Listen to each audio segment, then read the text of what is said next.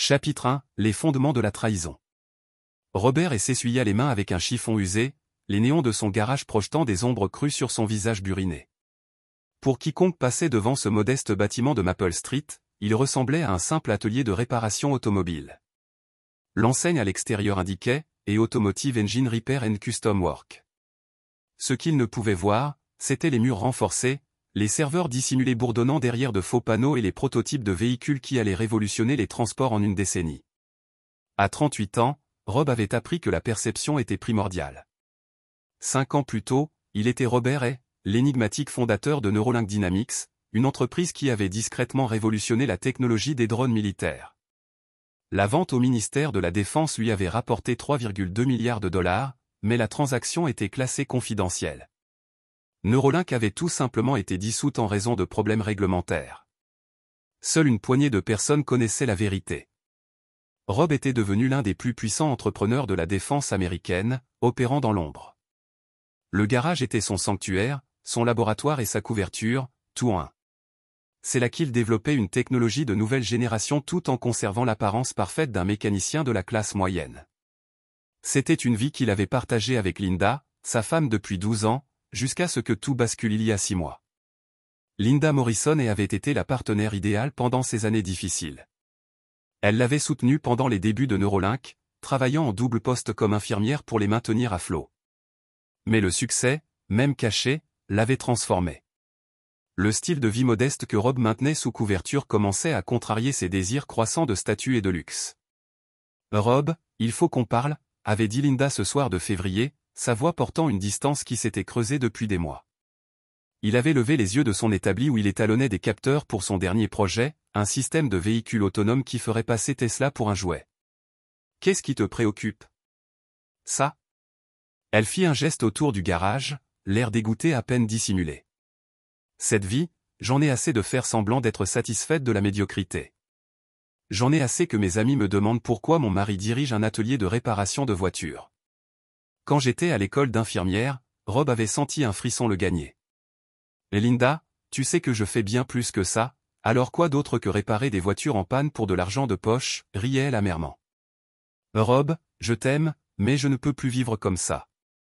J'ai rencontré quelqu'un qui peut m'offrir la vie que je mérite. » Il s'est avéré que ce quelqu'un était Trevor Sullivan, PDG de Pinnacle Industries, une entreprise manufacturière de taille moyenne. Sullivan était tout. Rob ne semblait pas être tape à accent grave-l'œil, riche et désespéré d'afficher sa réussite. Il conduisait une Lamborghini, vivait dans un Penthouse et jetait l'argent par les fenêtres. Ce que Linda ignorait, c'est que Pinnacle Industries était en difficulté, perdant de l'argent sur des contrats ratés, et que le train de vie de Trevor était financé en grande partie par un crédit maximisé et une comptabilité créative. Ce qu'elle ignorait également, c'est que Rob pouvait acheter et revendre l'entreprise de Trevor 100 fois sans que sa fortune en pâtisse. Mais Rob l'avait laissé partir, non pas parce qu'il ne l'aimait pas, mais parce qu'il avait appris quelque chose de fondamental sur Linda Morrison. Elle était exactement ce qu'elle semblait être, superficielle, matérialiste et finalement déloyale. La femme qui avait juré de l'aimer pour le meilleur et pour le pire avait abandonné le navire au moment où elle pensait avoir trouvé un meilleur capitaine. Le divorce avait été prononcé 3 mois auparavant. Linda avait pris la moitié de ses biens visibles, la maison, le compte épargne, sa voiture. Elle lui avait laissé le garage et ses rêves brisés. Si elle avait su qu'elle quittait une fortune valant plus que le PIB de la plupart des petits pays, elle aurait peut-être reconsidéré sa décision, mais Rob s'était assuré qu'elle ne le ferait jamais. Maintenant, alors qu'il travaillait sur ce qui semblait être une simple reconstruction de moteur mais qui était en fait un prototype d'hybride électrique à hydrogène qui révolutionnerait l'énergie propre, Rob prévoyait qu'il avait passé 3 mois à recueillir des renseignements sur Trevor Sullivan et ses pratiques commerciales. Il avait identifié les faiblesses, les points de pression et les opportunités. Le jeu était sur le point de commencer et Rob avait toujours été très bon au jeu. Son téléphone sécurisé vibra avec un message crypté d'Henry Caldwell, l'une des rares personnes à connaître la véritable identité de Rob. Henry était un vieil argent, un milliardaire qui avait hérité de sa fortune et l'avait multipliée grâce à des investissements judicieux. Plus important encore, il était l'associé silencieux de Rob dans plusieurs entreprises et était devenu une sorte de mentor. Vente aux enchères caritatives le mois prochain. Pinnacle Industries est un sponsor majeur. Il est temps de sortir et de jouer à Rob sourit pour la première fois depuis des semaines. Henry savait pour Linda et Trevor. Il savait aussi que Rob n'oubliait jamais une trahison et ne la pardonnait jamais. La vente aux enchères caritatives serait parfaite, publique, prestigieuse et exactement le genre d'événement où Trevor paraderait Linda comme un trophée.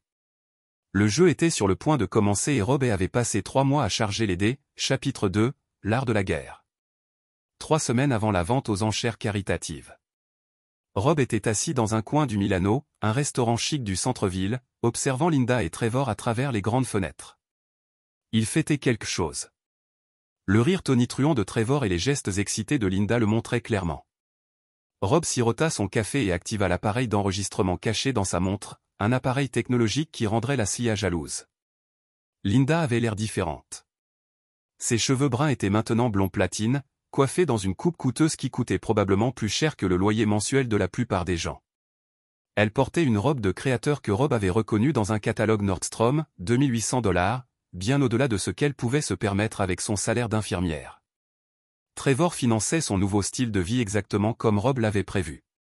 Ce qu'il célébrait devint clair lorsque Trevor sortit une petite boîte en velours. Même de son point de vue éloigné, Rob pouvait voir la bague en diamant surdimensionnée. Le cri de joie de Linda résonna à travers le restaurant lorsqu'elle jeta ses bras autour du cou de Trevor. Rob ne ressentait rien, ni jalousie, ni douleur, ni regret. Linda avait fait son choix et elle allait bientôt en subir les conséquences. Il avait passé les 3 dernières semaines non seulement à préparer sa vengeance, mais aussi à jeter les bases de la destruction totale de Trevor. La première phase avait consisté à recueillir des informations. Le réseau de contacts de Rob au sein des services de renseignement, les relations nouées pendant qu'il développait des technologies classifiées, lui avaient fourni tout ce qu'il avait besoin de savoir sur Trevor Sullivan. Cet homme était exactement ce qu'il semblait être, ambitieux, arrogant et complètement dépassé. Pinnacle Industries était en effet en difficulté. Trevor avait hérité de l'entreprise de son père, mais il manquait du sens des affaires pour la gérer efficacement. Il avait couvert ses pertes par des financements créatifs, retardé les paiements aux fournisseurs et utilisé les fonds de l'entreprise pour ses dépenses personnelles. Rien de tout cela n'était techniquement illégal, mais cela dressait le portrait d'un homme vivant au-dessus de ses moyens. Plus important encore, Rob avait découvert la faiblesse de Trevor, son besoin désespéré d'approbation et de statut. Cet homme ferait tout pour être perçu comme un homme qui a réussi, même si cela signifiait hypothéquer son avenir. C'est là qu'intervenait la phase 2. Rob avait passé 2 semaines à établir Michael Torres, un consultant en investissement fictif représentant un consortium d'investisseurs internationaux intéressés par des entreprises manufacturières comme Pinnacle. Michael Torres avait un parcours impeccable, des références élogieuses et, surtout, un accès au capital.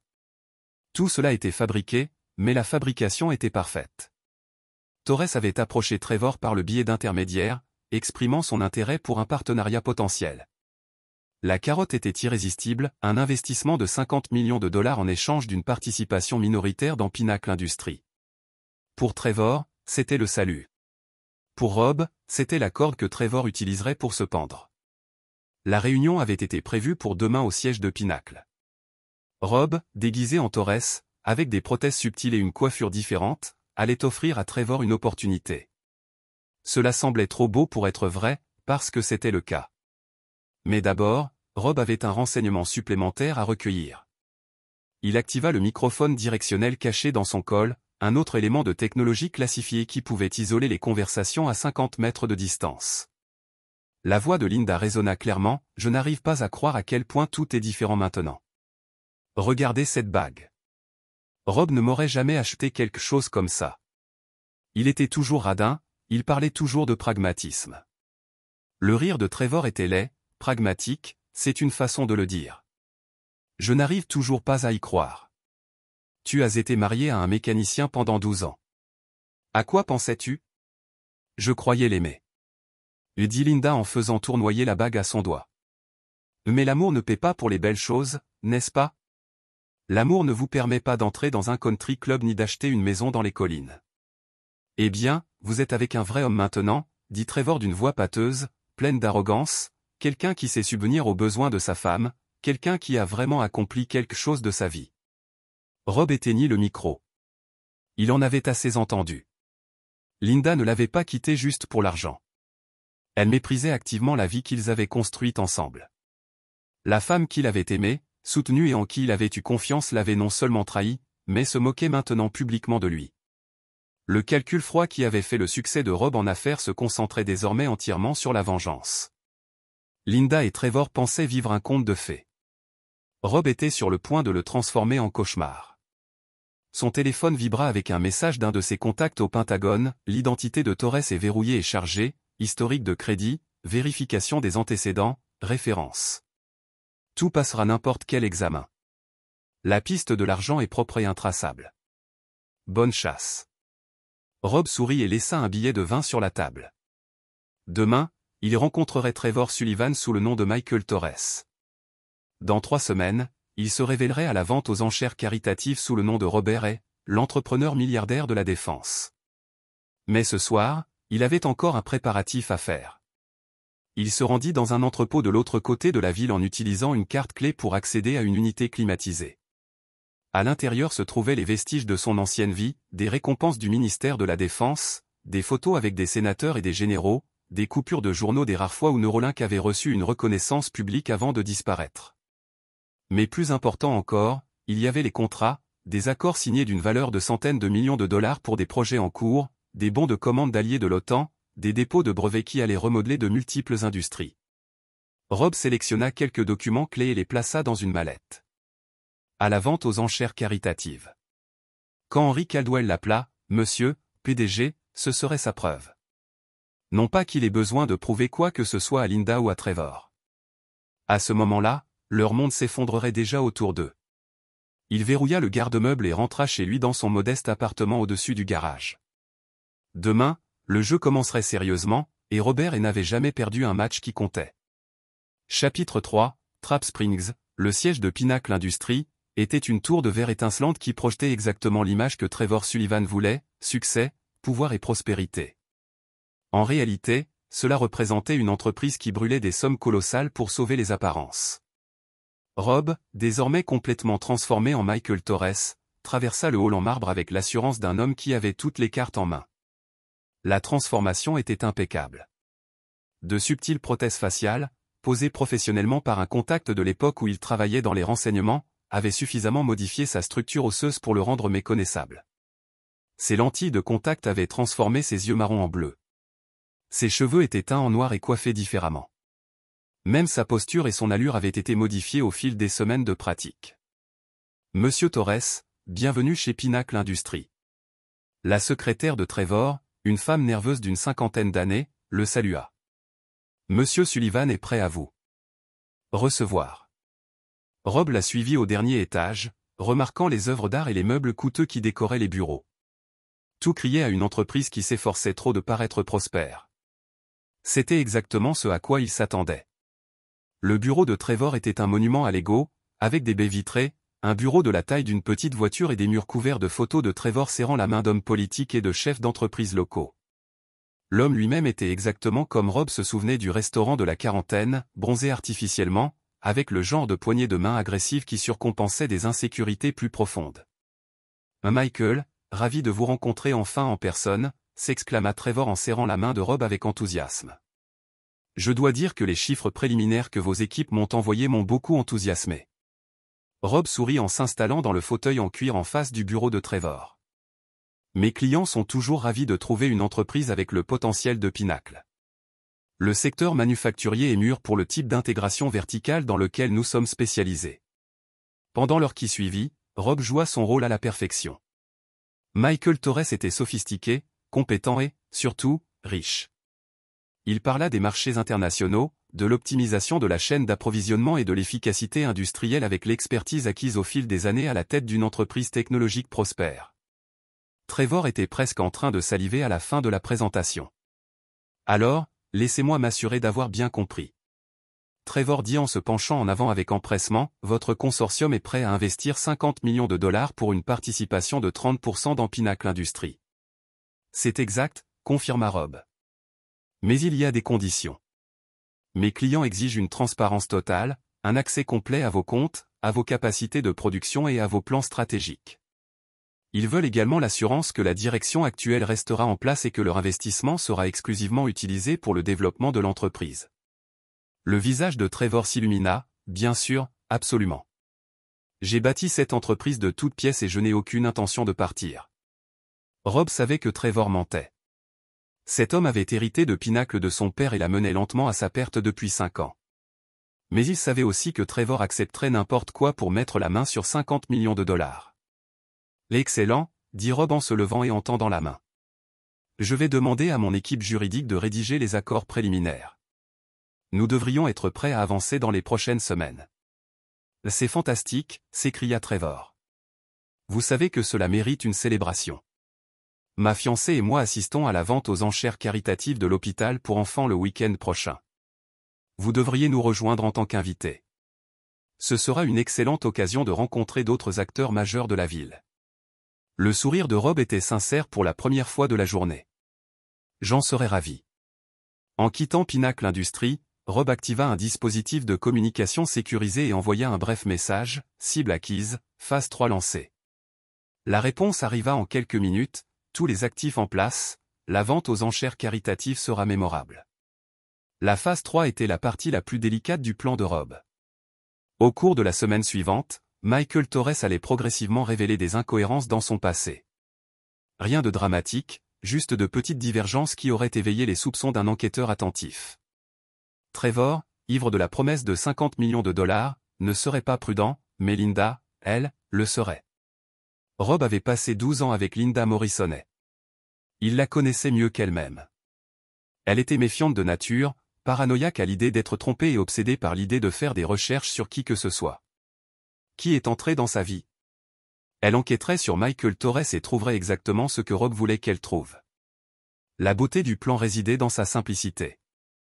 Linda découvrirait que Michael Torres était un imposteur, mais elle ne pourrait pas le prouver assez rapidement pour empêcher Trevor de se ridiculiser lors de la vente aux enchères caritatives. Le temps qu'elle découvre la vérité, il serait trop tard. Mais Rob avait une autre surprise qui les attendait. Il se rendit sur un aérodrome privé à l'extérieur de la ville où un élégant Gulfstream G650 l'attendait. Le pilote, un ancien officier de l'armée de l'air nommé capitaine Riley Walsh, se mit au garde-à-vous à l'approche de Rob. « Content de vous revoir, monsieur. » Le capitaine Walsh dit, « Sommes-nous prêts pour l'extraction ?»« Pas encore, » répondit le capitaine Rob, « mais bientôt, très bientôt. » Dans la luxueuse cabine du jet, Rob ouvrit un ordinateur portable sécurisé et commença à taper. Un message apparut sur des écrans de 3 fuseaux horaires différents, atteignant des personnes qui devaient leur carrière, leur fortune ou leur vie à Robert Ray. Le jeu entre dans sa phase finale le week-end prochain. Attendez le signal. Dans quelques heures, les réponses ont commencé à affluer, prêtes et en attente, le général Morrison, tous les instruments financiers en place, les actifs de Goldman Sachs en attente, l'équipe juridique de Chain réunie, Rodriguez. Rob a fermé l'ordinateur portable et a contemplé les toits de la ville. Quelque part, Linda essayait des robes pour la vente aux enchères caritatives, probablement pour dépenser de l'argent. Elle n'avait pas besoin d'impressionner des gens qui ne comptaient pas. Trevor fantasmait sur les 50 millions de dollars qui n'arriveraient jamais. Aucun d'eux ne savait qu'ils allaient assister à la soirée la plus importante de leur vie, celle où Robert Ray cesserait d'être un mécanicien pour redevenir celui qu'il avait toujours été, un milliardaire avec le pouvoir de détruire ses ennemis et la patience de le faire à la perfection. La vente aux enchères caritatives était dans 6 jours. Rob avait attendu 6 mois pour sa revanche. Il pouvait attendre encore 6 jours. Chapitre 4, le réseau de l'ombre. Le docteur Amanda Foster était la meilleure amie de Linda depuis ses études d'infirmière et elle s'inquiétait sérieusement de la présence de Michael Torres dans son bureau impeccable. 3 jours avant la vente aux enchères caritatives, Linda a parcouru les vérifications d'antécédents. Elle avait commandé l'enquête à un détective privé. « Regarde ça, Amanda », dit Linda en désignant l'écran de son ordinateur portable. Tout chez Torres est conforme, mais quelque chose cloche. Son immatriculation au Delaware n'a que 6 mois. Sa précédente entreprise aurait été dissoute pour des raisons réglementaires, mais il n'existe aucune trace de ces problèmes. Amanda, une femme perspicace qui a bâti un cabinet médical prospère grâce à une attention minutieuse aux détails, fronça les sourcils en lisant cette information. « Pourquoi êtes-vous si inquiet ?» Trevor semble ravi de cet investissement. « C'est exactement pour ça que je suis inquiet, » dit Linda. Trevor voit le dollar et cesse de réfléchir. « Souviens-toi clairement de ce désastre avec le contrat de fabrication chinois. Il a failli mettre Pinnacle en faillite parce qu'il n'a pas fait preuve de diligence raisonnable. Ce que Linda ignorait, c'est que Rob avait anticipé son enquête. Chaque information inquiétante qu'elle avait trouvée avait été soigneusement dissimulée, l'immatriculation au Delaware, la mystérieuse entreprise dissoute, les lacunes dans l'historique professionnel de Torres, tout cela était conçu pour la rendre méfiante sans lui fournir suffisamment de preuves concrètes pour prouver la fraude. Pendant ce temps, de l'autre côté de la ville, Rob mettait en œuvre la phase la plus cruciale de son plan. L'entrepôt abandonné du quartier industriel ressemblait à toutes les autres entreprises en faillite du quartier, mais à l'intérieur, il bourdonnait d'activité. Des rangées d'ordinateurs étaient alignées le long des murs, chacune surveillée par des spécialistes de la cybersécurité, des enquêtes financières et de la guerre de l'information. C'était la salle de crise de Rob, composée d'anciens officiers du renseignement militaire qui avaient travaillé pour lui sur des projets classifiés. Rapport d'étape, dit Rob. En entrant dans le centre d'opération principal, la colonelle Sarah Martinez, son ancienne liaison avec le Pentagone, leva les yeux des écrans affichant des données financières. L'opération Pinacle se déroule comme prévu. Nous avons identifié chaque dette, chaque obligation et chaque vulnérabilité de l'empire commercial de Sullivan. Et le côté personnel? Mieux encore, répondit Martinez avec un sourire sinistre. Sullivan utilise les cartes de crédit de son entreprise pour ses dépenses personnelles depuis 3 ans. Son prêt immobilier est en souffrance et il a $200 000 de dette personnelle. La bague de fiançailles qu'il a achetée pour votre ex-femme a été imputée au budget marketing de Pinacle. Rob a absorbé cela. Information sans émotion. Quel est notre calendrier pour la révélation de la vente aux enchères caritatives? Dr James Chin, ancien directeur technique de Rob chez Neuralink, participait à la conversation. Henry Caldwell arrivera à 20h30, comme prévu. Dès qu'il vous appellera, monsieur le PDG, nos médias diffuseront la première vague d'informations sur votre véritable identité. À 21h, tous les grands médias auront la confirmation que Robert est, le mystérieux fondateur de Neuralink Dynamics, est vivant, en bonne santé et pèse environ 3,2 milliards de dollars, et Torres disparaîtra comme s'il n'avait jamais existé. Martinez a déclaré, chaque document, chaque référence, chaque empreinte numérique sera effacée. Pour autant que le monde le sache, Michael Torres était une invention élaborée. Rob a hoché la tête, et la réaction de Sullivan? Chin a affiché un profil psychologique sur l'un des moniteurs. D'après notre analyse, il passera par les étapes classiques, déni, colère, marchandage, dépression. Mais son trouble de la personnalité narcissique signifie qu'il finira par rejeter la faute sur tout le monde sauf sur lui-même. Il se retournera contre Linda dans les 48 heures. Le plan était élégant dans sa cruauté. Trevor serait démasqué comme un imposteur ayant failli conclure un partenariat commercial avec une personne fictive. L'humiliation détruirait sa crédibilité, ferait chuter le cours de l'action Pinacle et déclencherait le recouvrement de créances qui lui coûterait tout. Plus important encore, cela révélerait à Linda exactement pour quel genre d'homme elle avait quitté Rob. Mais Rob avait gardé la révélation la plus dévastatrice pour la fin. Martinez, montre-moi les images de surveillance d'hier soir. L'écran affichait une vidéo limpide de Trevor entrant dans un hôtel haut de gamme avec une femme qui n'était certainement pas Linda. L'horodatage indiquait 23h30, tandis que les publications sur les réseaux sociaux confirmaient que Linda était à son club de lecture jusqu'à minuit. Non, Rebecca Thorne. Martinez a répondu, l'ancienne secrétaire de Sullivan. Il la fréquente depuis 8 mois, y compris toute la période où il est avec Linda. Rob sentit une satisfaction froide s'installer dans sa poitrine. Trevor Sullivan n'était pas seulement un imposteur et un piètre homme d'affaires, c'était aussi un infidèle. Linda avait quitté son mari fidèle pour un homme qui la trahissait déjà. Je veux que ceci soit publié. 48 heures après la vente aux enchères caritatives, Rob ordonna, laissez d'abord à Linda le temps de digérer l'humiliation financière, puis montrez-lui quel genre d'homme elle a vraiment choisi. Son téléphone sécurisé vibra, accompagné d'un message crypté d'Henry Caldwell, confirmé pour demain soir. La liste des invités est un véritable condensé du pouvoir américain. Votre entrée sera mémorable, sourit Rob. Parmi les invités de la vente aux enchères caritatives figuraient des sénateurs, des juges fédéraux, des PDG de sociétés du Fortune 500 et des ambassadeurs étrangers. Lorsqu'Henry Caldwell révélera la véritable identité de Rob devant ce public, l'histoire explosera sur toutes les plateformes médiatiques simultanément. Mais il restait un élément à coordonner, Chin. Où en est la démonstration Neuralink? Prête pour le déploiement? Chin répondit, le système de véhicule autonome est chargé et attend dans le garage.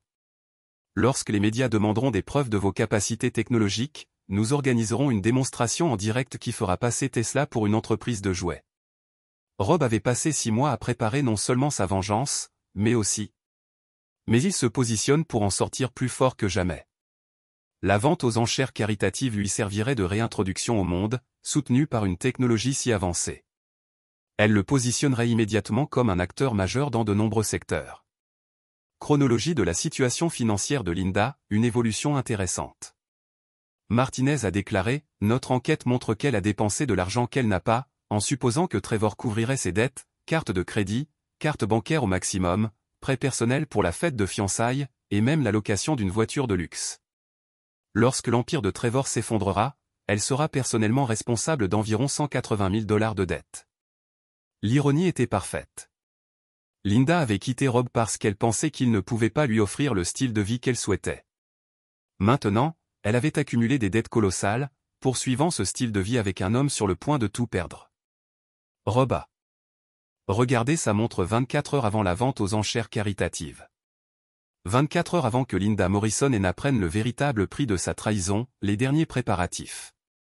Il a annoncé à tous ceux qui se trouvaient dans la salle demain soir. Nous rappelons au monde que Robert ne pardonne pas et il n'oublie jamais. Chapitre 5, l'orage qui se prépare. Le matin de la vente aux enchères caritatives s'est levé clair et net, le genre de journée d'octobre qui rend l'élite de la ville optimiste quant à sa générosité déductible des impôts. Dans sa chambre en attique empruntée, Linda se tenait devant un miroir en pied, ajustant les bretelles d'une robe Valentino à 5 000 $ que Trevor lui avait achetée pour l'occasion. Elle était magnifique et elle le savait. Le vert émeraude profond complétait parfaitement ses nouveaux cheveux blonds et les retouches sur mesure faisaient que la robe lui allait comme si elle avait été conçue spécifiquement pour son corps. C'était la vie dont elle rêvait, des vêtements de créateur, un hébergement de luxe et un homme qui n'avait pas peur de dépenser de l'argent pour son bonheur. Mais quelque chose la dérangeait chez Michael Torres. Trevor, chérie, appelait-elle dans la salle de bain où il se débattait avec son nœud papillon. Es-tu absolument sûr de cet investissement, Torres? J'ai fait des recherches et il y a des lacunes dans son parcours qui m'inquiètent. Trevor sortit des toilettes, l'air irrité. Linda, on a déjà vécu ça. Cet homme me propose 50 millions de $. Ses références sont vérifiées, son équipe juridique est sérieuse et ses confirmations de virement sont authentiques. Que voulez-vous de plus? Je veux m'assurer qu'on ne nous a pas piégés, répondit Linda, son expérience d'infirmière la rendant naturellement méfiante face à ce qui semblait trop beau pour être vrai. Avez-vous réellement parlé à l'un de ses anciens partenaires commerciaux? Son ancienne entreprise avait été dissoute pour des raisons réglementaires. Trevor dit que sa voix était cinglante, ce qu'elle développait toujours lorsqu'il se sentait contesté. Ce n'est pas rare dans le conseil international. Linda, j'apprécie votre inquiétude, mais je sais ce que je fais. Ce que Trevor ignorait, c'est que sa confiance était sur le point d'être brisée de la manière la plus publique possible à travers la ville. Rob effectuait ses derniers préparatifs dans une suite d'hôtels luxueuses qui rivalisait avec tout ce que Trevor pouvait se permettre. La chambre était enregistrée sous l'une de ses identités légitimes, une société écran qui possédait des biens immobiliers dans 3 États. Contrairement aux pantous empruntés par Trevor, Rob était propriétaire de cette suite.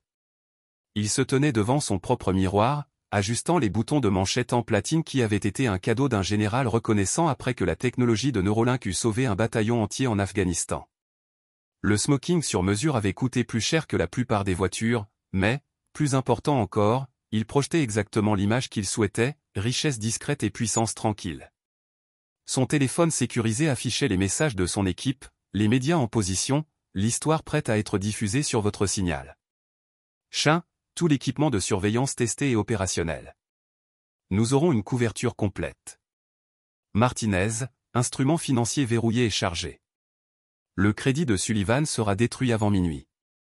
La transformation de Goldman Rob vers sa véritable identité était terminée.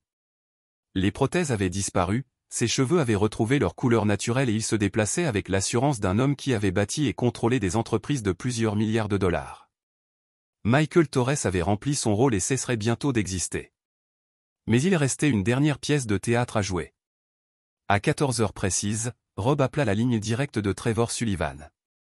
« Trevor, c'est Michael Torres », dit Rob, sa voix portant juste un soupçon d'inquiétude. « Je crains qu'il y ait eu une complication avec le virement bancaire. » Mon équipe juridique recommande de reporter la signature à lundi afin de résoudre certains problèmes de réglementation bancaire internationale. Rob pouvait pratiquement entendre le rythme cardiaque de Trevor s'accélérer au téléphone. Quel genre de complications Trevor exigeait-il? Nous préparons cela depuis des semaines. Rien de grave, lui assura Rob, juste quelques documents à refaire aux îles Caïmans. Ce sont des choses qui arrivent avec les transactions internationales. Nous assisterons quand même à la vente aux enchères caritatives ce soir comme prévu, et tout sera réglé d'ici lundi matin. Le mensonge était parfait. Trevor était désormais coincé entre son besoin désespéré d'argent et son engagement à y assister avec Linda. Il ne pouvait pas se retirer de l'événement sans perdre la face, mais il ne pouvait pas non plus sécuriser l'investissement qui sauverait son entreprise. Ok, dit finalement Trevor lundi matin.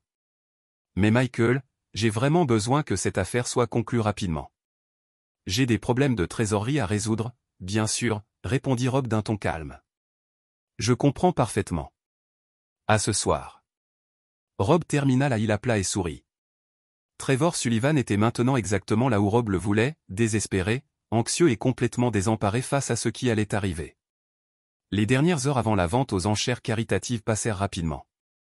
L'équipe de Rob effectua les dernières vérifications du matériel, confirma les contacts avec les médias et vérifia qu'Henry Caldwell était en position. Tout était prêt.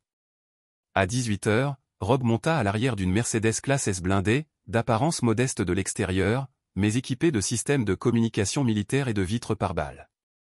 Son chauffeur était un autre ancien spécialiste militaire ayant travaillé pour la sécurité de chefs d'État. « Bonsoir, monsieur », dit le chauffeur, le GPS indiquant une route dégagée vers le Hilton. Nous devrions arriver pile à l'heure. Rob se rassit dans son siège en cuir et examina une dernière fois le déroulement de la soirée. À 19h30, il entrerait à la vente aux enchères caritatives en tant qu'homme d'affaires respecté participant à une noble cause.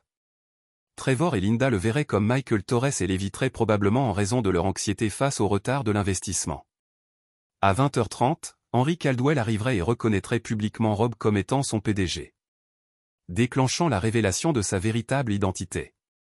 Les médias commenceraient immédiatement à rapporter la sortie de l'ombre de Robert Ray. À 21h, le monde de Trevor s'effondrerait.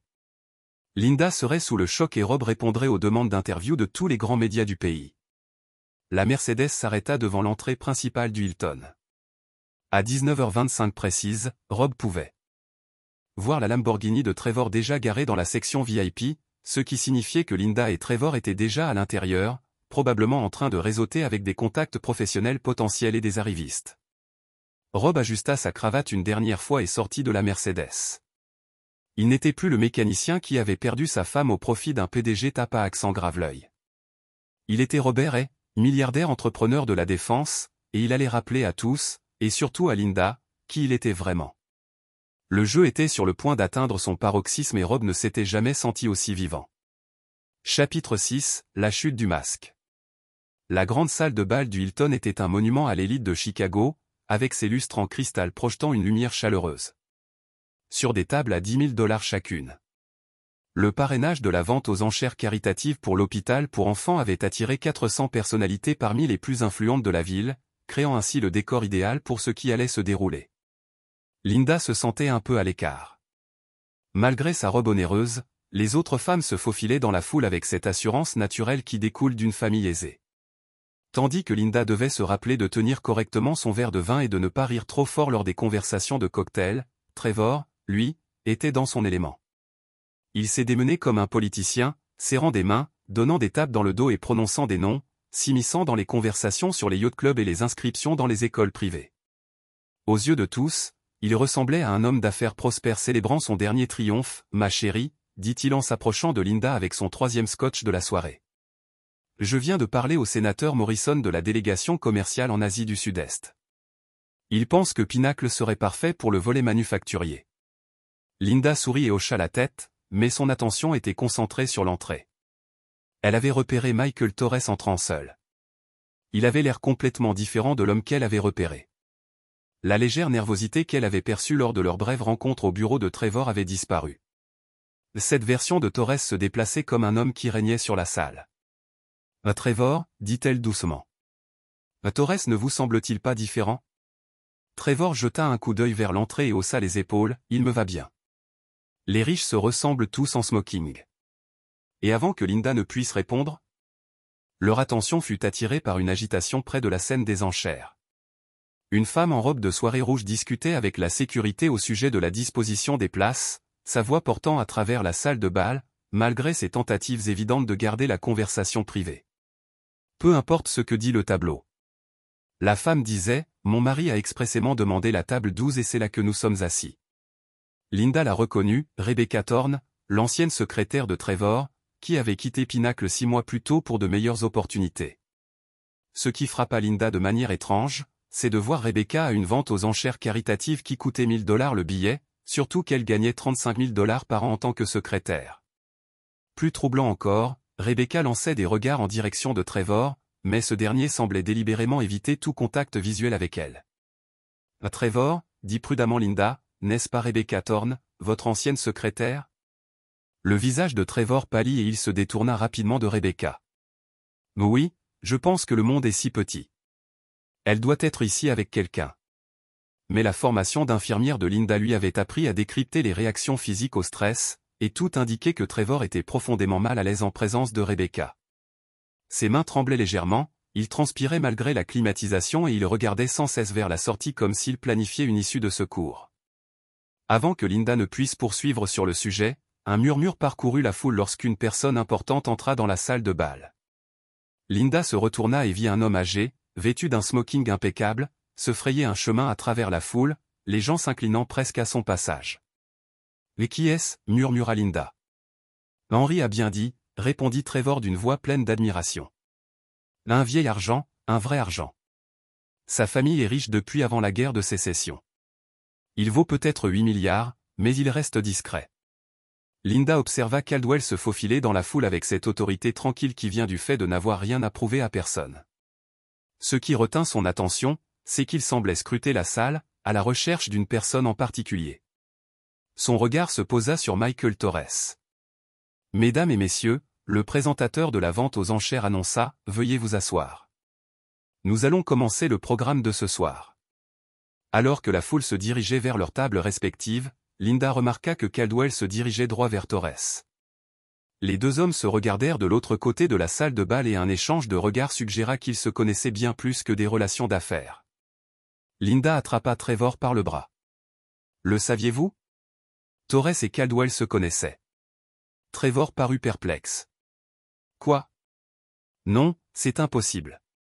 Torres est consultant international.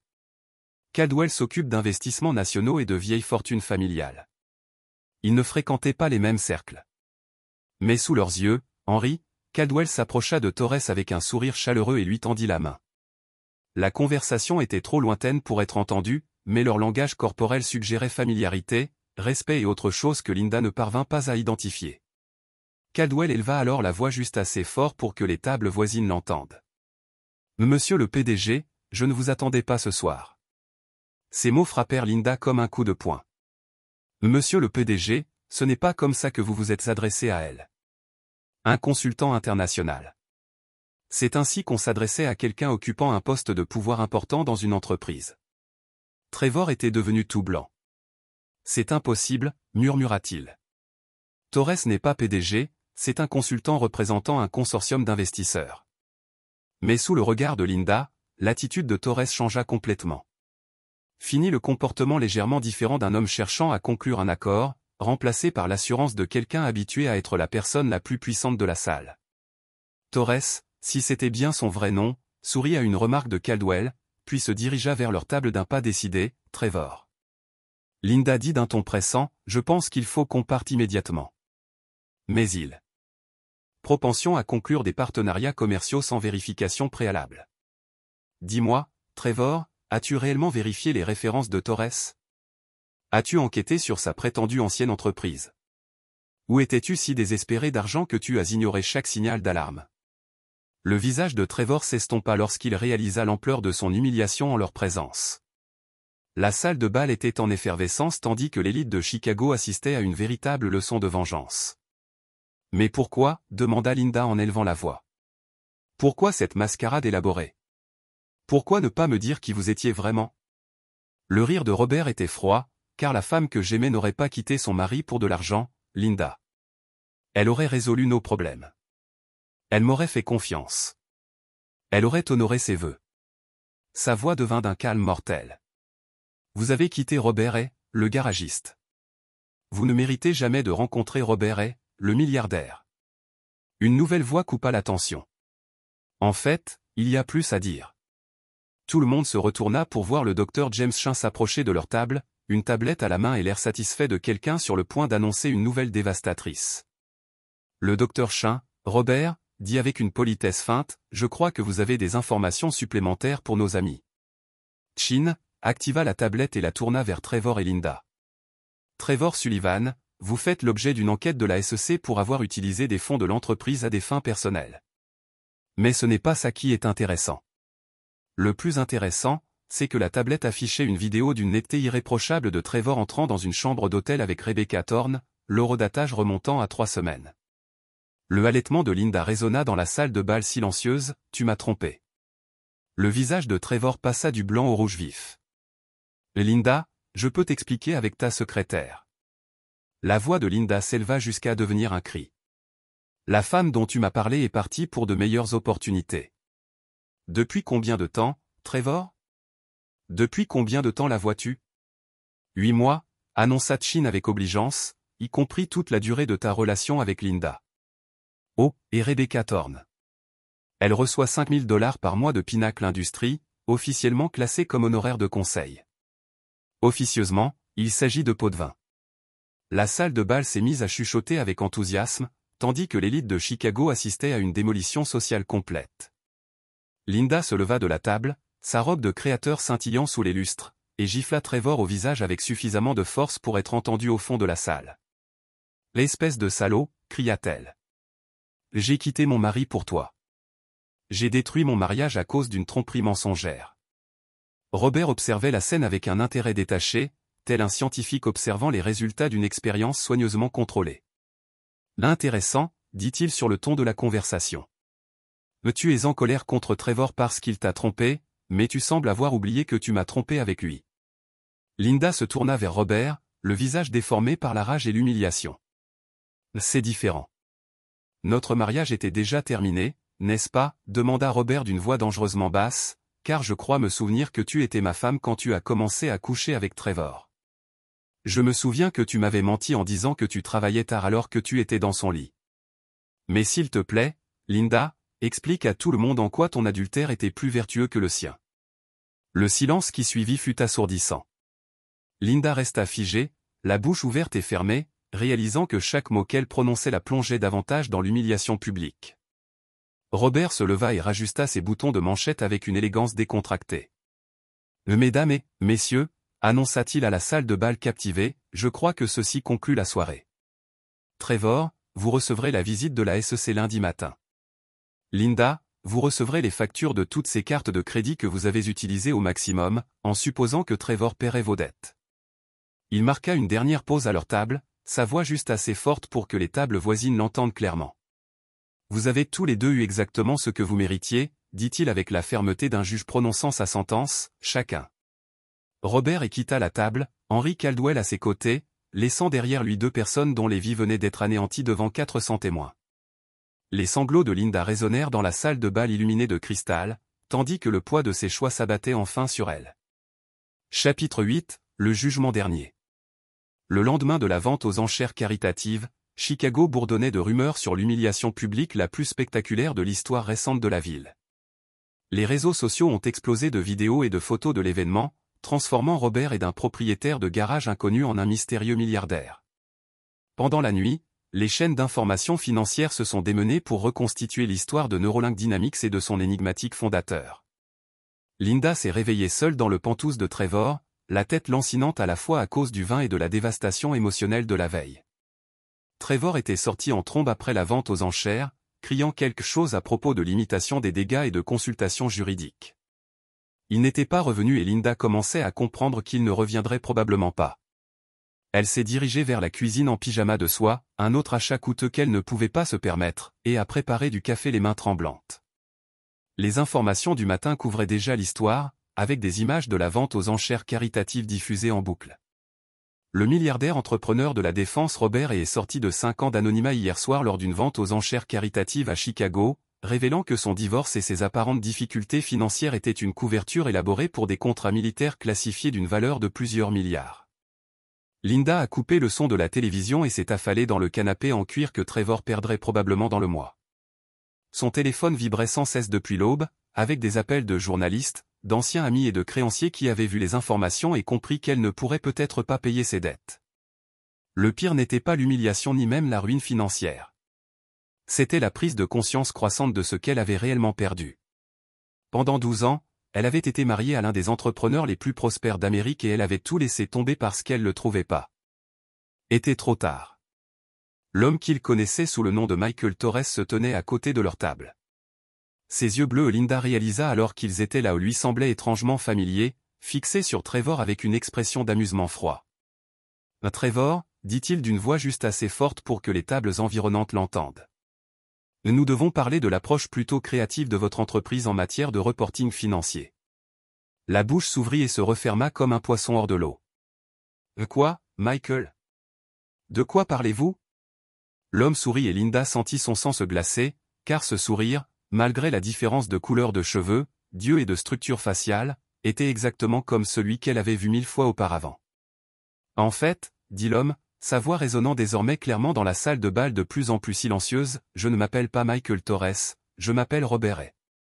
Le verre de vin de Linda glissa de ses doigts engourdis et se brisa sur le sol en marbre autour d'eux. Les conversations s'éteignirent tandis que les gens se tournaient pour observer le drame qui se déroulait. C'est impossible, dit Trevor, la voix brisée. Robert est un mécanicien. Il répare les voitures. Ce n'est personne, Robert. Car Linda savait maintenant avec une certitude terrifiante qu'il s'agissait de son ex-mari. Elle rit et le son lui fit froid dans le dos. « C'est ce que tu crois ?» demanda-t-il, son regard passant de Trevor à Linda. « Que je ne suis personne. » Henry Caldwell apparut à côté de Robert, son visage âgé affichant une expression d'amusement à peine contenue. « Mesdames et messieurs, annonça-t-il à la salle de bal désormais silencieuse, permettez-moi de vous présenter Robert Ray, fondateur et PDG de Neuralink Dynamics, l'un des entrepreneurs de défense les plus prospères de l'histoire américaine. Le silence qui suivit fut assourdissant. Puis, comme une explosion de fumée, les murmures commencèrent tandis que chacun dans la salle de bal essayait de comprendre ce qu'il venait d'entendre. Linda sentit la pièce tourner autour d'elle. Le mécanicien qu'elle avait quitté pour une vie meilleure se tenait devant elle, vêtu d'un smoking sur mesure, présenté comme un entrepreneur de défense milliardaire par l'un des hommes les plus riches d'Amérique. Trevor semblait sur le point de vomir, et Robert Ray, son ex-mari, l'homme qu'elle avait trahi et abandonné, leur souriait à tous les deux avec la satisfaction froide d'un prédateur qui a enfin acculé sa proie.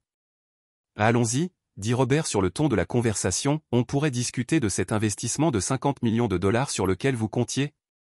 Chapitre 7. La vérité dévoilée, la vente aux enchères caritatives s'était transformée d'un événement de collecte de fonds distingué en le drame le plus captivant dont la haute société de Chicago était été témoin depuis des décennies.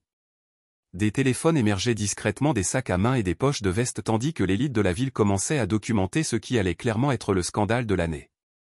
Linda était figée sur sa chaise, son esprit luttant pour réconcilier l'homme devant elle avec le mari qu'elle avait quitté 6 mois plus tôt.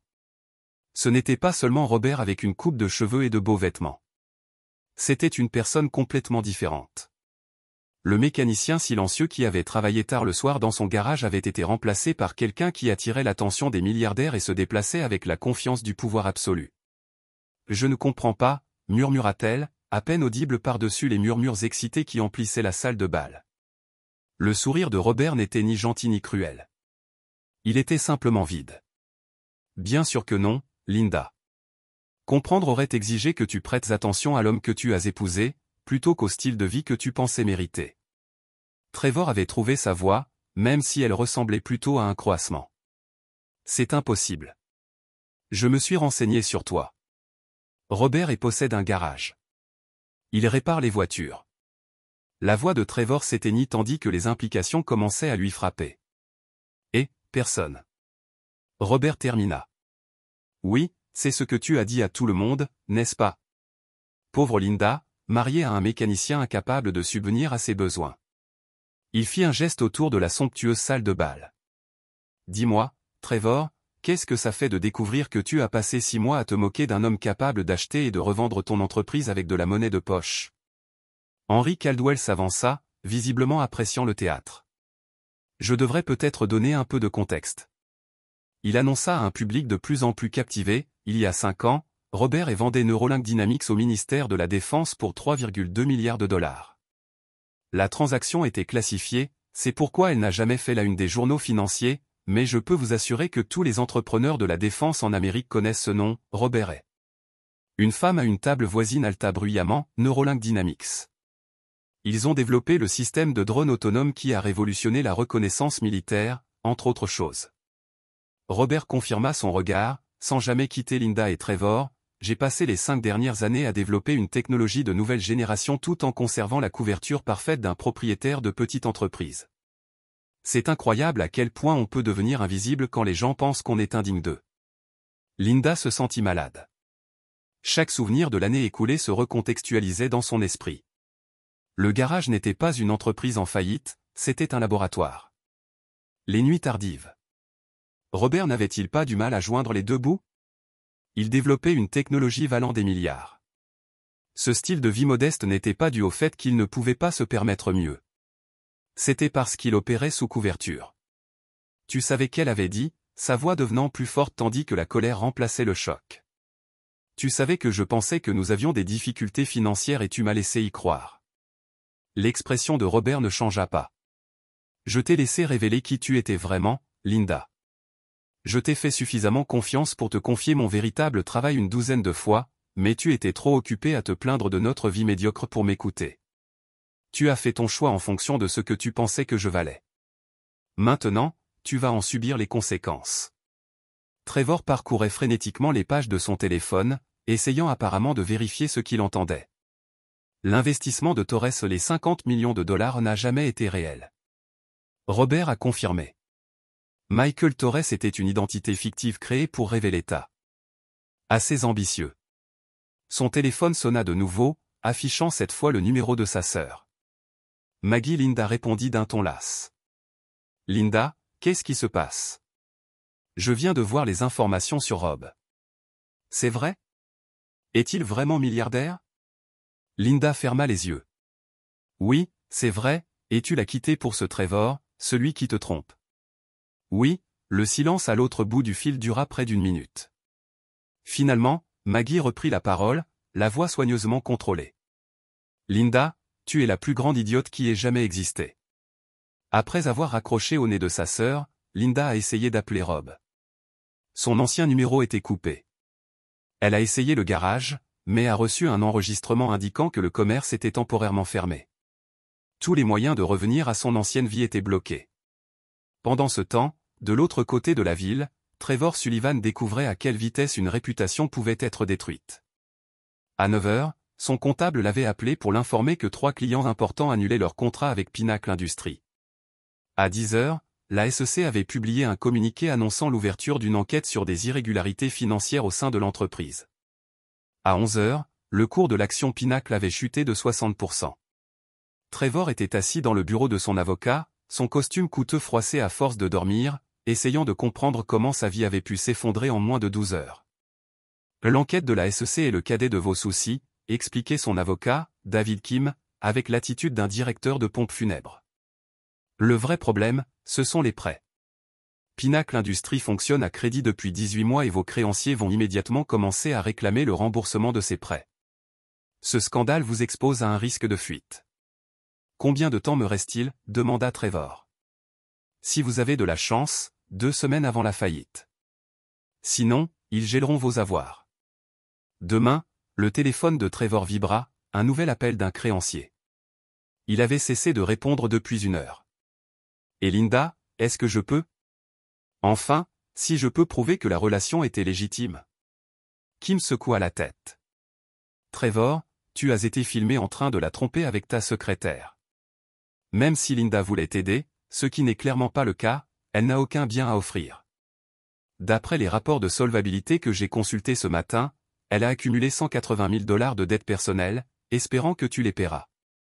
L'ironie était dévastatrice, Trevor avait courtisé Linda parce qu'il pensait qu'elle était riche, et Linda avait quitté Rob parce qu'elle pensait que Trevor avait de l'argent. Chacun d'eux avait ce que l'autre recherchait, et ils ont détruit leur vie antérieure en poursuivant une illusion. Au même moment, Robert était assis dans une salle de conférence sécurisée du Pentagone, entouré de généraux et d'entrepreneurs de la défense, tous impatients de comprendre ce sur quoi il avait travaillé pendant ces 5 années de silence. La technologie des véhicules autonomes n'est qu'un début, expliqua Rob à l'Assemblée. La véritable avancée réside dans le système d'interface neuronale qui permet une intégration transparente homme-machine. Les applications militaires sont évidentes, mais le potentiel du marché civil est illimité. La générale Patricia Morrison, la femme qui a coordonné l'article de couverture original de Rob, sourit de satisfaction. Le garage était donc en réalité un centre de recherche avancé. Entre autres choses, Rob confirma, j'ai développé 3 brevets distincts qui révolutionneront les transports, les communications et le stockage de l'énergie. La valeur marchande est estimée prudemment à 50 milliards de dollars au cours de la prochaine décennie. L'assistant du général se pencha en avant. Monsieur, il y a de nombreuses demandes d'interview de la part des chaînes d'information financière. Comment voulez-vous gérer l'exposition médiatique? Rob réfléchit à la question. Sa sortie de l'ombre était complète, mais il devait encore soigner son image publique. Il avait prévu des interviews avec Forbes, le Wall Street Journal et Bloomberg. Je veux contrôler le récit autour de la technologie et des projets futurs de Neuralink. Qu'en est-il de votre situation personnelle? Demanda l'assistant diplomatiquement. Le divorce et les circonstances qui l'entouraient. L'expression de Rob se durcit. Ma vie privée reste personnelle. Quiconque préfère se concentrer sur les absurdités des tabloïds plutôt que sur les technologies révolutionnaires est le bienvenu pour interviewer quelqu'un d'autre, mais en privé. Rob savait que son histoire personnelle était loin d'être terminée. Linda et Trevor étaient confrontés à la ruine financière, à l'humiliation sociale et à l'effondrement total de tout ce qu'ils avaient cru désirer. La vengeance était totale, mais Rob avait une dernière affaire à conclure. Ce soir-là, alors que le quartier financier de Chicago s'obscurcissait, Rob conduisit sa vraie voiture, une McLaren à 300 000 $ qu'il avait conservée dans un garage privé de l'autre côté de la ville, jusqu'au lieu de stockage où il avait conservé les vestiges de son ancienne vie. À l'intérieur de l'unité climatisée, il trouva ce qu'il cherchait, les papiers du divorce que Linda lui avait remis 6 mois plus tôt, le document qui avait officiellement mis fin à leur mariage de 12 ans et lui donnait droit à la moitié de ses biens visibles. Rob sourit en lisant les formulaires de déclaration de patrimoine que l'avocat de Linda avait déposés. Selon ces documents, Robert valait environ 150 000 $ d'actifs au total. Linda avait quitté un mariage avec un milliardaire et reçu un règlement d'une valeur inférieure au prix de sa bague de fiançailles. L'ironie était parfaite, Linda avait obtenu exactement ce qu'elle avait demandé, la moitié de tout ce qu'elle pensait que Robert valait. Rob ferma le garde-meuble à clé et rentra chez lui dans son appartement au-dessus du garage. Demain, il commencerait le processus d'émergence complète de sa nouvelle vie publique d'entrepreneur milliardaire. Mais ce soir, il s'autorisa un moment de satisfaction. Linda Morrison avait fait son choix en fonction de l'argent, du statut et de l'ascension sociale. Elle avait reçu une leçon sur la différence entre l'apparence et la réalité qui durerait le reste de sa vie. Et Robert avait prouvé quelque chose de bien plus important, que la loyauté, la confiance et le caractère ne pouvaient être achetés à aucun prix. La vengeance était complète, mais Rob avait découvert quelque chose d'inattendu dans le processus. La colère qu'il avait animée pendant 6 mois avait disparu, remplacée par quelque chose de bien plus précieux, la certitude absolue qu'il avait fait le bon choix en laissant partir Linda. Elle n'avait jamais été digne de l'homme qu'il était vraiment. Chapitre 9. Le jugement final. 6 semaines après la vente aux enchères caritatives, toute l'ampleur de la vengeance de Robert s'était jouée à travers Chicago comme une symphonie de destruction parfaitement orchestrée. Le quartier financier de la ville bourdonnait d'histoires du démantèlement le plus complet de mémoire récente, tandis que les médias sociaux relataient chaque détail de la chute spectaculaire de Linda et Trevor, le monde de Trevor Sullivan s'était effondré avec une précision mathématique. Pinnacle Industries avait déposé une demande de protection contre la faillite dans les 2 semaines suivant la vente aux enchères, le cours de son action atteignant finalement 0. L'enquête de la SEC avait révélé 3 ans d'irrégularités financières, entraînant des accusations criminelles pour fraude et détournement de fonds. Trevor lui-même risquait de 5 à 10 ans de prison fédérale, en supposant qu'il puisse se permettre un avocat compétent. Le Pantouz avait été saisi par les créanciers, ainsi que la Lamborghini, les montres et tout ce qui avait défini le style de vie de Trevor. Il vivait actuellement dans un studio dans le Queens, travaillant comme gérant de nuit dans un parking ouvert 24h/24, un poste qu'il avait obtenu uniquement parce que le propriétaire n'avait pas fait de recherche Google sur son nom. La situation de Linda était, si possible, encore pire. Les 180 000 $ de dettes qu'elle avait accumulées avaient déclenché une cascade de désastres financiers. Son permis d'infirmière était en cours de révision en raison des erreurs liées au stress qu'elle avait commises au travail. L'appartement de luxe qu'elle avait loué après la vente aux enchères caritatives avait été saisi, la forçant à retourner vivre chez ses parents dans leur duplex de banlieue. Mais l'humiliation sociale était la punition la plus cruelle. L'élite de Chicago avait fait de Linda et Trevor des personnages emblématiques, leurs noms synonymes de cupidité, de trahison et d'erreurs de jugement spectaculaires. D'anciens amis traversaient la rue pour éviter les conversations, et Linda ne pouvait pas aller à l'épicerie sans reconnaître quelqu'un qui avait vu les images de la vente aux enchères en ligne. L'ironie était que Linda comprenait désormais exactement ce qu'elle avait perdu. La couverture médiatique de l'émergence de Robert avait révélé non seulement sa richesse, mais aussi son véritable génie et ses réalisations. Elle avait été mariée à un homme qui avait révolutionné la technologie militaire, créé des innovations révolutionnaires en intelligence artificielle et noué des relations avec les personnes les plus puissantes du monde, et elle l'avait quitté parce qu'elle pensait qu'il n'avait pas assez de succès. Par une froide matinée de décembre, Linda était assise dans sa chambre d'enfant, entourée des débris de son ancienne vie. Des vêtements de marque étaient accrochés dans un placard à côté de t-shirts de concert d'adolescents, créant une chronologie surréaliste de mauvaises décisions. Son téléphone vibra, un nouvel appel d'un agent de recouvrement, qu'elle ignora. Un léger coup à sa porte interrompit son désespoir. Et Linda appela sa mère. « Il y a quelqu'un ici qui veut te voir. » Le cœur de Linda fit un bond. Depuis des semaines, elle rêvait que Rob apparaisse à sa porte, prêt à lui pardonner et à la reprendre. Ce fantasme était pathétique et elle le savait, mais c'était la seule chose qui rendait ses journées supportables. Elle descendit en courant, sans prendre la peine de se coiffer ni d'enlever son pyjama, mais l'homme qui se tenait dans le salon de ses parents n'était pas Robert Hay. « Madame Hay » dit le visiteur en consultant un presse-papier. « Je suis David Rodriguez, du cabinet et Legal Service.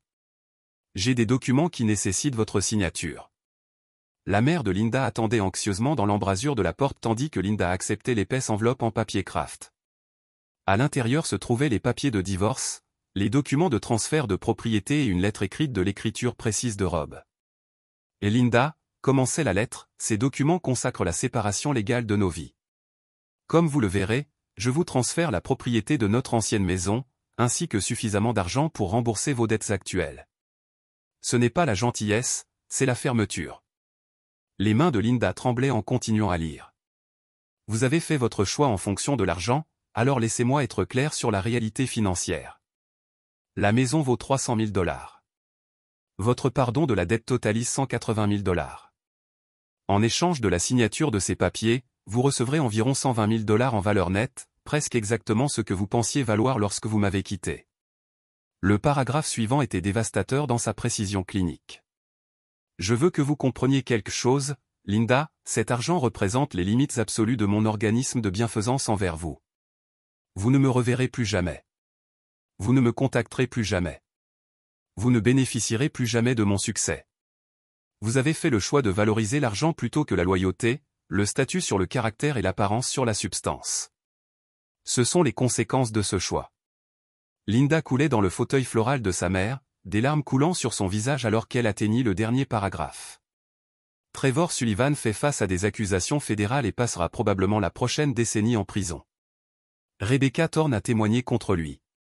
En échange de l'immunité, vous avez choisi une fraude-tricherie, mensonge sur un homme qui vous aimait assez pour construire une vie avec vous. J'espère que cela en valait la peine. La lettre a été signée simplement R.A., sans sentiment personnel ni accusé de réception de leur histoire commune. David Rodriguez s'éclaircit la gorge. Madame Hay, si vous êtes prêt à signer ces documents, le pardon de la dette prendra effet immédiatement et l'acte de maison sera transféré à votre nom.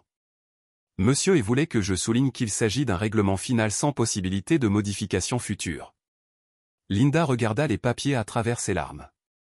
C'était une offre généreuse, plus que généreuse. Rob lui donnait une stabilité financière et un nouveau départ, malgré tout ce qu'elle lui avait fait. Mais c'était aussi un rejet final, un mur légal qui les séparerait en permanence. Et si Linda commençait, puis s'arrêta? Il n'y avait pas. Et si Rob avait été brutalement clair sur la finalité de cet arrangement? Elle a signé les papiers après le départ de Rodriguez. La mère de Linda était assise à côté d'elle sur le canapé floral. « Chérie, que s'est-il passé entre toi et Rob? Je n'ai jamais compris pourquoi vous l'avez quitté. » Linda rit amèrement. « Je pensais qu'il n'était pas assez ambitieux. Maman, je pensais qu'il gaspait son potentiel de réparation de voiture alors qu'il aurait pu faire quelque chose d'important. » Elle a fait signe au papier de divorce. Il s'avère qu'il faisait quelque chose d'important. J'étais juste trop superficiel pour le voir, mais c'est une bonne nouvelle, n'est-ce pas? Sa mère a demandé, vous aurez la maison et vos dettes seront remboursées. Vous pouvez recommencer. Linda hocha la tête, mais elle se sentait creuse à l'intérieur. Rob lui avait donné exactement ce qu'elle prétendait vouloir, la sécurité financière, mais ce faisant, il avait également clairement indiqué qu'elle n'avait jamais été digne de ce qu'il avait vraiment offert, un partenariat avec l'un des hommes les plus brillants qu'elle ait jamais connus. Pendant ce temps, à travers la ville, Robert émettait la touche finale à sa nouvelle vie. Le garage avait été converti en une installation de recherche légitime avec des laboratoires appropriés et des capacités de fabrication.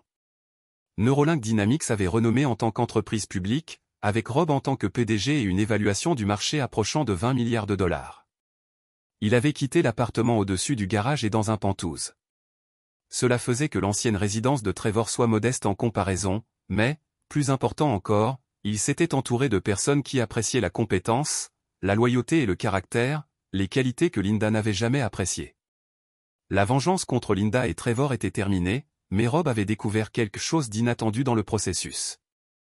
La colère qui l'avait conduit pendant des mois avait été remplacée par quelque chose de beaucoup plus précieux, la clarté du type de personne méritait sa confiance et sa loyauté. Linda Morrison avait révélé son vrai caractère lorsqu'il était testé par l'adversité. Elle avait choisi de l'argent sur l'amour, le statut sur la substance et la gratification immédiate sur un partenariat à long terme. La femme qu'il avait pensé avoir aimée n'avait jamais existé. Alors que Rob se tenait dans son nouveau bureau en regardant les toits de Chicago, il se sentait vraiment reconnaissant pour la trahison de Linda. Elle l'avait libéré d'un mariage qui a été construit sur son malentendu fondamental de qui il était et de ce qu'il appréciait.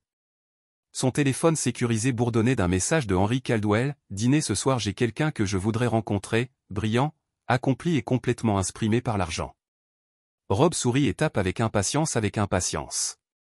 Le Robert et qui avait autrefois perdu le sommeil au-dessus de la trahison de sa femme avait disparu.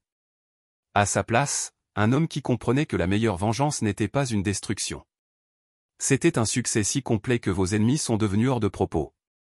Linda Morrison avait obtenu exactement ce qu'elle avait demandé, un nouveau départ et une sécurité financière.